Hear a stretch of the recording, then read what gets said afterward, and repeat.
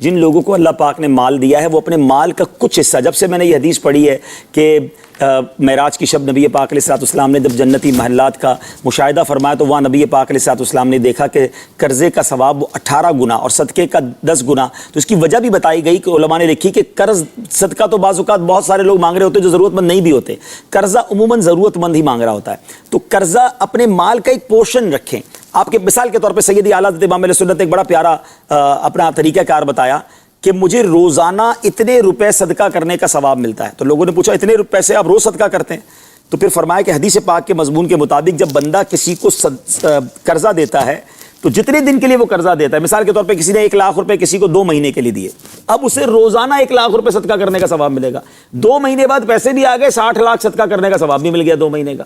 اور اگر کوئی اس پیسے کو ٹائم پہ نہ دے سکا اور آپ نے اسے اور ٹائم دے دیا تو اب یہ ثواب ڈبل ہو جائے گا. اب روز کے 2 لاکھ روپے صدقہ کرنے کا ثواب مل گیا. تو اب اگر ہم اتنا صدقہ تو نہیں کر سکتے تو اگر اپنے مال کا ایک پورشن ہم قرض کے لیے رکھیں اور قرض دیتے رہے، واپس آ جائے پھر کسی کو دے دیں. تھوڑے پیسے الگ ہی رکھ لیں اپنے اکاؤنٹ میں، ایک چھوٹا سا پورشن بنا لیں ایک لون کا. اب وہ لون اسی میں چلتا رہے گا، آپ کو اتنے صدقے کا روز ثواب مل رہا ہے. تو اگر یہ مائنڈ سیٹ بن جائے اس سے غریبوں کا فائدہ ہوتا ہے، کیونکہ قرض کو فروغ ملنا چاہیے. لوگ اب اتنے سنگ دل ہو گئے کہ پیسے دے کر بھی کہتے ہیں میرا نفع کیا ہے، کیونکہ یہ سود کی جو مذمت کی گئی نا اس کی ایک بڑی وجہ یہ کہ بندہ ہر چیز میں نفع ہی ڈھونڈ رہا ہوتا ہے. وہ اگلا مر رہا ہے، پریشان ہے، لیکن اس کو قرضہ دیتے ہوئے کہیں گے مجھے نفع کتنا دو گے.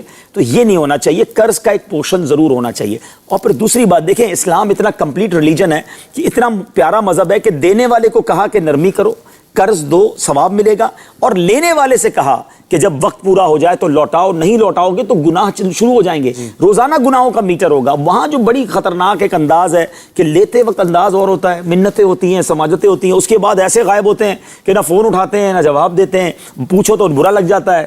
تو یہ نہیں ہونا چاہیے. اگر میں آپ کو ایک مشورہ دیتا ہوں، انسان ہے، پریشانی ہو جاتی ہے، آپ نے کسی سے قرض لیا نا، وقت آ گیا ہے اور آپ کے پاس نہیں ہے، آپ اگنور نہ کریں، فون نہ اٹھانا چھوڑ دیں، بلکہ آپ خود چلے جائیں اس کے پاس کہ بھائی آپ کا ٹائم ہو گیا ہے، مجھے دینا تھا، میں پریشان ہوں، مجھے تھوڑا اور ٹائم دے دیں، میں تھوڑے تھوڑے کر کے دے دوں گا. وقت مانگے، فیس کریں. جب آپ غائب ہو جاتے ہیں، آپ نہیں جواب دیتے، تو اس سے بڑا نقصان پتہ کیا ہوتا ہے کہ اب لوگ قرض دینا چھوڑ دیتے ہیں کہ کسی کے ساتھ ایسا ہوا نہ کہتا نہیں یار اب یہ نیکی کرنی نہیں ہے. تو یہ نہ کریں. آپ کے غلط ایٹیٹیوڈ کی وجہ سے قرض دینے والے بھی لوگ پیچھے ہٹ جاتے ہیں. تو یہ نیکی ہے، قرض دیا کریں. اپنے ملازمین میں آپ سسٹم بنا سکتے ہیں. آپ کو یہ حق حاصل ہے کہ آپ قرض دے کر آپ ان کے ساتھ کوئی گارنٹی لے لیں، کوئی ترکیب ایسی بنائیں کہ آپ کو آپ کے پیسے واپس ملے. یہ آپ کا حق ہے. آپ میں سے مثال کے طور پہ ملازمین ہوتے ہیں، آپ کے پاس جتنا بجٹ ہے آپ اپنے ملازمین کو دیں، ان کی تنخواہ سے آپ قسطوں میں لے سکتے ہیں، لیکن اس کا ثواب بہت زیادہ ہے. اچھی نیتوں کے ساتھ دیں، انشاءاللہ یہ ثواب کا میٹر شروع ہو جائے گا.